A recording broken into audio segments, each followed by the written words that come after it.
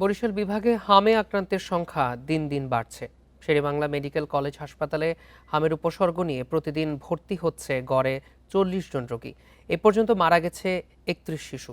শয্যা সংকটে অনেক সময় মেঝেতে রেখে চিকিৎসা দিতে হচ্ছে রোগীদের।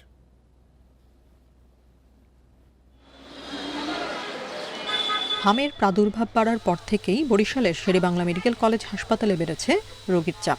এক শয্যাতেই চিকিৎসা নিচ্ছে একাধিক রোগী। হাসপাতালের শিশু বিভাগে শয্যা সংখ্যা 70টি। হামের প্রকোপ বাড়ায় খোলা হয় আলাদা 3টি কক্ষ, যেখানে 30টি শয্যার বিপরীতে 6 গুণ রোগী ভর্তি আছেন।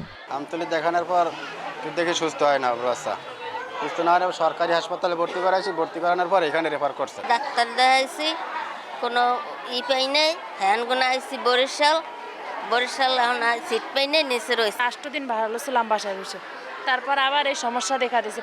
বাড়তি রোগীর চাপ সামলাতেই হিমশিম খাচ্ছে হাসপাতাল কর্তৃপক্ষ।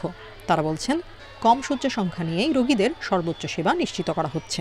মহামারী শুরু হওয়ার পর থেকেই শেরেবাংলা মেডিকেল কলেজ হাসপাতাল রোগীদের তার সামর্থ্য অনুযায়ী সর্বোচ্চ বেশি সেবা দিয়ে যাচ্ছে। আমাদের 70 শয্যার শিশু ইউনিট, সেখানে আইসোলেশন ইউনিটে আমাদের বেডের সংখ্যা হচ্ছে 30, তার চেয়ে কিছু বেশি কম। হাম থেকে শিশুদের রক্ষায় টিকা নিশ্চিতের পাশাপাশি পুষ্টিকর খাবারের পরামর্শ চিকিৎসকদের।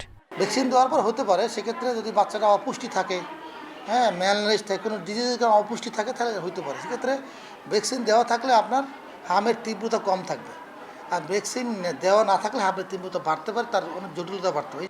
বিভাগীয় স্বাস্থ্য অধিদপ্তর জানায়, এ পর্যন্ত বরিশাল বিভাগে হামে আক্রান্ত হয়েছেন 133 জন, আর হামের উপসর্গ নিয়ে চিকিৎসা নিতে এসেছেন 4055 জন। Independent news.